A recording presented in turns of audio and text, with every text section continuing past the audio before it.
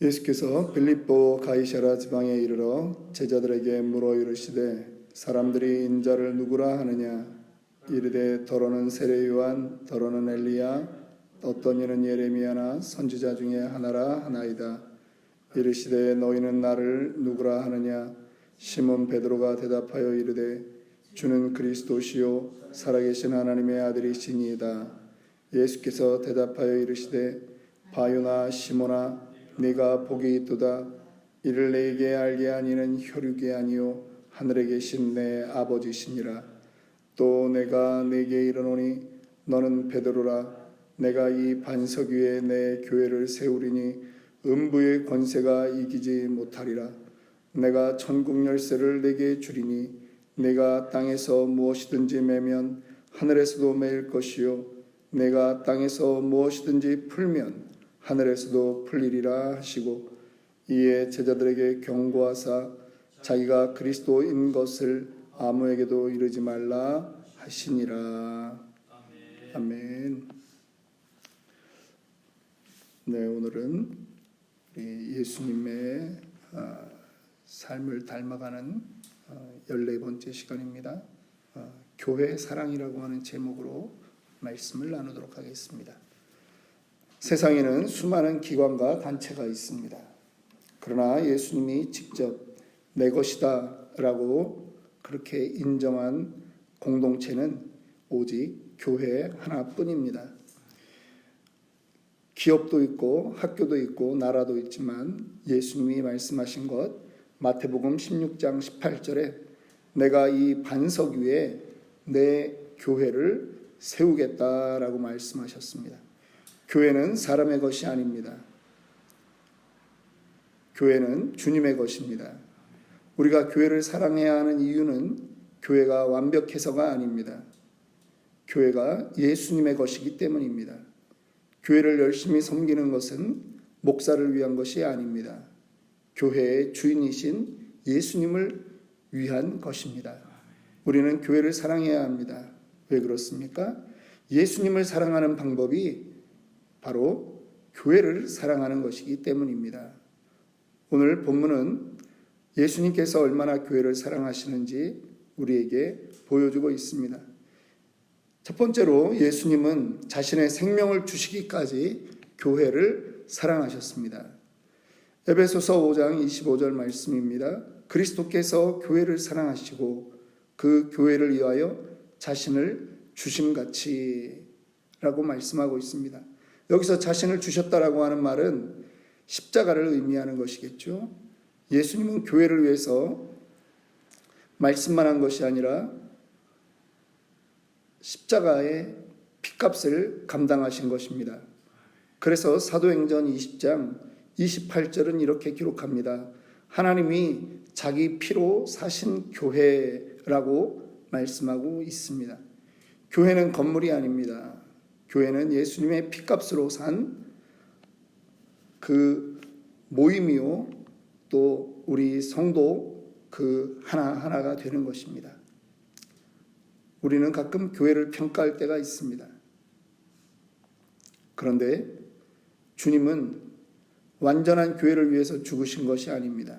부족하고 연약한 사람들을 위해서 죽으셨고 불완전한 사람들이 모여있는 그 공동체 바로 그 교회를 위해서 죽으신 것입니다.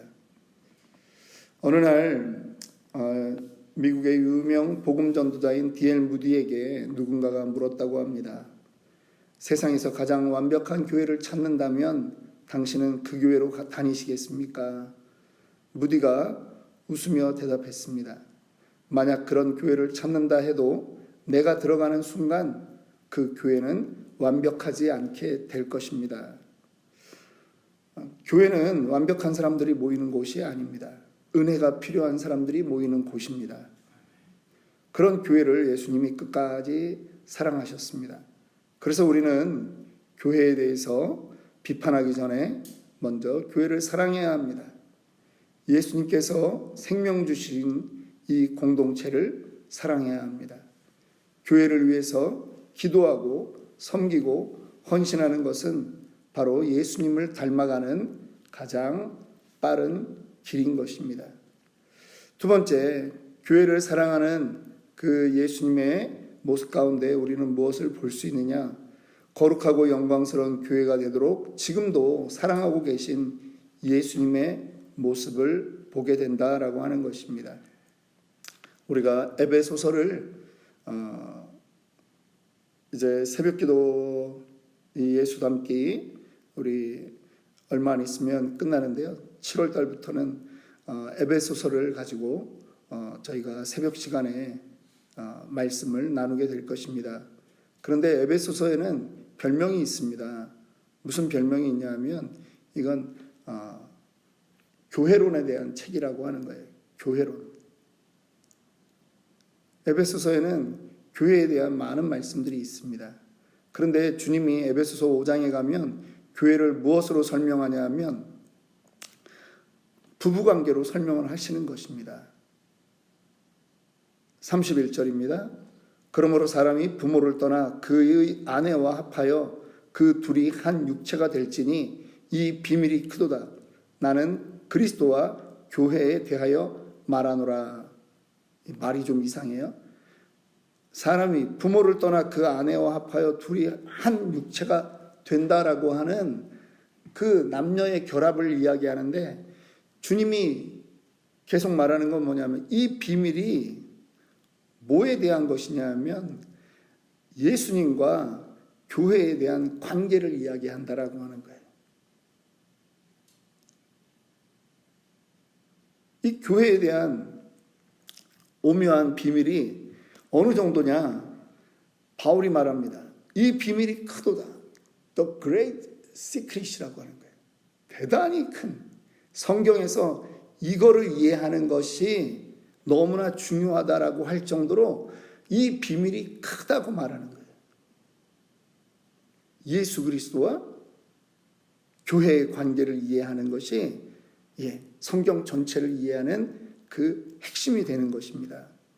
교회는 26절, 27절에 우리 보면 이는 곧 물로 씻어 말씀으로 깨끗하게 하사 거룩하게 하시고 자기 앞에 영광스러운 교회로 세우사 티나 주름 잡힌 것이나 이런 것이 없이 거룩하고 흠이 없게 하려 하심이라. 주님은 이 교회를 사랑하시는데 거룩하고 흠이 없게 끊임없이 그렇게 사랑해 가시는 것입니다. 교회를 변화시키는 사랑은 우리의 힘에서 나오는 것이 아닙니다. 하나님의 사랑에서 나오는 것입니다. 부모가 자녀를 사랑하면 자녀가 잘 되기를 바랍니다. 마찬가지로 예수님은 교회가 더욱 거룩해지기를 원합니다. 그래서 말씀으로 씻습니다. 훈련시킵니다. 때로는 징계도 하십니다. 영광스러운 교회가 되는 것이 주님의 목표이기 때문입니다. 단순히 사람이 많이 모이는 교회가 아닙니다. 거룩해져야 되고 영광스러워지는 것입니다. 그래서 주님 앞에 흠없는 신부와 같이 그렇게 변화되는 존재로 주님이 이 교회를 그렇게 원하신다라고 하는 것입니다. 신부는요, 결혼식을 위해서 준비하는 거예요. 결혼식 날이 되면 일주일 전부터 얼굴을 화장도 많이 하고요. 계속 기초 화장, 그 다음에 얼굴에 영양분도 공급해서 신부 화장이 잘 먹도록 하는 거예요. 때로는 먹는 것도 좀 줄여서 드레스가 이쁘게 나오게, 신랑이 보기에 이쁘게 그렇게 신부는 그렇게 준비하는 거예요. 우리가 예수 앞에서 말씀으로 준비하고 성령으로 준비하고 훈련으로, 때로는 고난도 우리를 위해서 유익한 것이다 그렇게 말할 수 있는 것은 뭐냐? 우리의 연단을 통해서 주님이 기뻐하시기 때문이에요. 그런데 그 주님과 함께 합하여지는 그 부부가 되는 그 순간에 우리는 무엇이 되냐? 그리스도와 교회의 연합이 이루어진다라고 하는 거예요. 놀라운 비밀이 여기에 있다라고 하는 것입니다. 그래서 교회는 규모에는 다 차이가 있을 수 있겠지만 교회의 머리는 늘 어떤 교회건 간에 예수 그리스도입니다. 그래서 교회를 욕하면 안 돼요. 교회를 책망하면 안 돼요. 왜냐하면 이 교회는 우리 사람의 것이 아니에요. 하나님의 것이에요. 여러분, 부부관계도 그렇습니다. 부부끼리만 아는 비밀이 있습니다. 부부끼리만 아는 비밀이 있어요. 부부가 아니면 절대로 알 수 없는, 예를 들면 우리 남자로 말하면 처갓집에 비밀이 있을 수 있고, 여자 입장에서 보면 시댁에 부끄러운 비밀이 있을 수 있어요. 그런 거는요, 부부싸움 할 때도 절대 얘기하면 안 돼요. 왜? 서로 가장 은밀한 존재이기 때문에 공유하게 된 비밀이거든요. 그런데 부부싸움 하다가 그 은밀한 비밀을 폭로하는 순간 그 관계는 깨지는 거예요. 교회를 비난하는 사람들이 사실은 교회를 모르는 사람들이 아닙니다. 교회를 잘 아는 사람들입니다. 교회를 어지럽게 하는 사람들이 교회를 모르는 사람들이 아닙니다. 교회를 잘 아는 사람들입니다. 그런데 교회를 안다고 교회를 흔들어요. 비난해요. 비방해요. 욕해요. 사람을 욕한 것이 아닙니다. 본인들은 그럴 거예요. 내가 교회를 욕했냐? 사람 욕했지? 아닙니다. 아닙니다. 주님의 몸 되신 교회입니다. 그거를 흔드는 것은 주님이 죄 없다 하지 않을 것입니다. 우리는 우리가 소속되어 있는 이 교회에 충성을 다해야 됩니다. 이것이 주님의 몸이기 때문입니다. 이 교회가 부족할 수 있습니다. 이 교회가 마음에 안 들 수 있습니다. 그런데 주님이 우리에게 맡겨주신 것입니다. 그래서 이곳에서 우리는 그리스도와의 연합을 우리는 배워야 되는 것입니다. 교회를 향한 주님의 사랑을 알게 된다면 우리는 당연히 교회를 사랑하게 되어 있습니다. 우리는 교회를 거룩하게 세워가는 그런 사람이 되어야 됩니다. 말 한마디, 섬김 하나, 기도 한 번, 그 모든 것이 교회를 아름답게 세우는 방향으로 사용되어야 될 줄 믿습니다.